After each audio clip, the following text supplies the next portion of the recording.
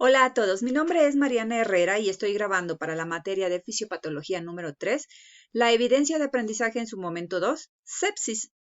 Vamos a hablar un poco acerca de las definiciones, criterios para determinar la sepsis y sus fases, así como los cambios fisiopatológicos y la intervención nutricional para este caso.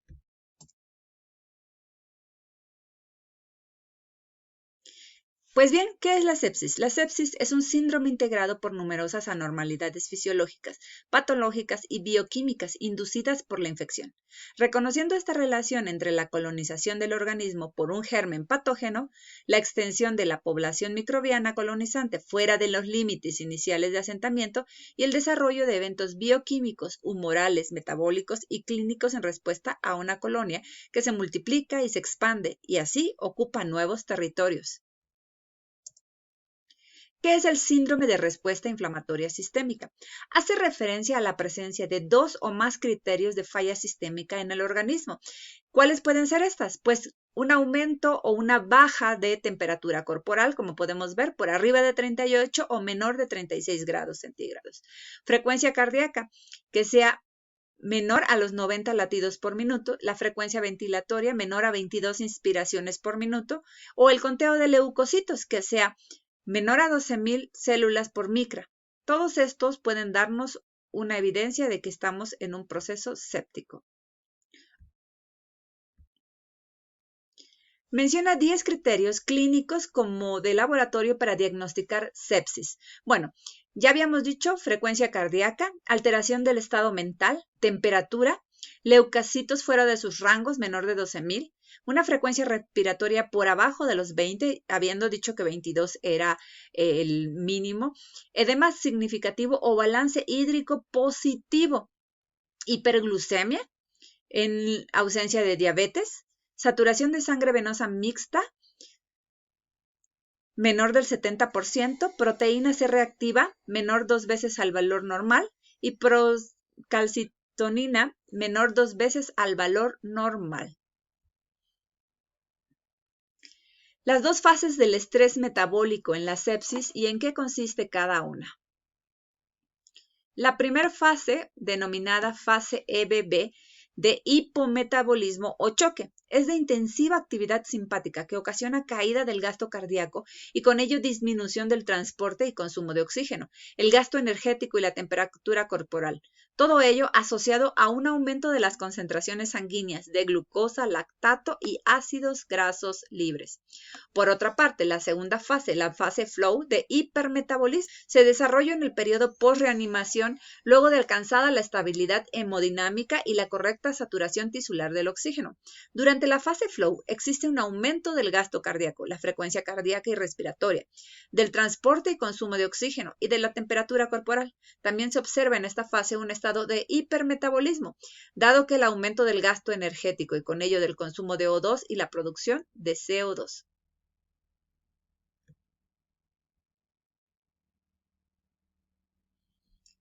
¿Cuál es el incremento energético en una persona con sepsis? Es decir, ¿cómo se aumenta el consumo? El gasto energético suele incrementarse entre 1.5 y 2 veces sobre los propios del estado basal del individuo, pero suelen observarse aumentos mayores en dependencia tanto del tipo y la gravedad del estrés metabólico al que se haya sometido por la sepsis.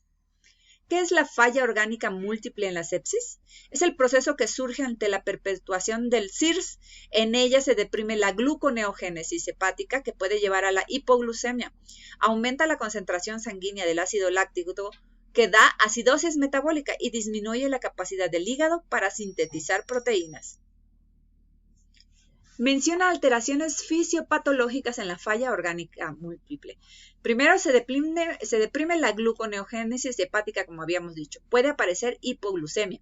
Aumenta la concentración sanguínea del ácido láctico, por consiguiente, la acidosis metabólica. Disminuye la capacidad del hígado para sintetizar proteínas. El aporte exógeno de proteínas en esta etapa aumenta la producción de urea y con ella la elevación en sangre de la urea también agrava la desregulación del medio interno y añade riesgo de encefalopatía hepatoamoniacal. Disminución tanto de la captación hepática como la oxidación de grasas, disminución del aclaramiento sérico de los triglicéridos como el desarrollo de la hipertrigliceridemia. Asimismo, se reduce la tasa de cetogénesis, la lipogénesis se incrementa, lo que se traslada al aumento del cociente respiratorio. ¿Cuál es la función entonces del soporte nutricional en la sepsis? El soporte metabólico y nutricional haría posible no solo satisfacer las necesidades que exhibe el paciente incrementadas por demás, ya sabemos, de energía, nitrógeno y otros nutrientes, sino también modificar proactivamente el sistema inmune para montar una respuesta más efectiva ante la infección. La sepsis y la agresión metabólica, la nutrición, el soporte nutricional pueden asistir a la preservación de la integridad de la mucosa intestinal y de esta manera prevenir la translocación bacteriana.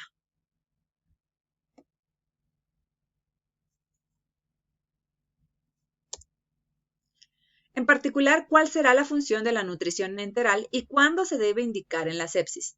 Teóricamente, la nutrición enteral puede asistir en la preservación de la integridad de la mucosa intestinal y de esta manera prevenir la translocación bacteriana, como habíamos dicho. En muchos casos, el evento desencadenante de una disfunción orgánica. Pero también es importante considerar que la nutrición enteral se inicie tras la resucitación adecuada del paciente. En cualquier caso, es necesario, sobre todo en las fases iniciales del soporte nutricional, un control estrecho de los signos de intolerancia intestinal con distensión abdominal y la ocurrencia de vómitos, a fin de determinar tempranamente una isquemia intestinal subclínica. ¿Cuáles serán las consecuencias de la nutrición enteral en la sepsis? Es importante considerar, en este caso, el riesgo de la isquemia cuando se inicie la nutrición enteral en un paciente séptico, sobre todo si está inestable hemodinámicamente. ¿Nutrición completa o trófica? ¿Cuál? La nutrición trófica parece ser una buena estrategia de inicio de soporte nutricional durante la primera semana, dado que mantiene una satisfacción medida de las necesidades energéticas en consideración al estado hemodinámico del paciente. Además, permite ir comprobando la tolerancia del paciente ante incrementos hacia la meta energética, que como habíamos dicho, esta meta pues será darles del paciente. ¿Cuál es la función de la nutrición parenteral? ¿Será recomendable? La nutrición enteral suple a la nutrición parenteral suple a la nutrición enteral cuando esta no es posible y busca satisfacer en la medida de lo posible las necesidades energéticas del paciente. Sin embargo, siempre que el tracto gastrointestinal esté intacto y el paciente así lo requiera, la vía de alimentación enteral deberá ser la elección sobre la parenteral. ¿Cuáles son entonces las recomendaciones de carbohidratos y proteínas en el paciente séptico? Los aportes de macronutrientes deben ser considerados para los carbohidratos de 5 a 6 gramos por kilogramo día, los lípidos de 1.2 gramos por kilogramo día y las proteínas de 1.2 a 1.5 gramos por kilogramo día.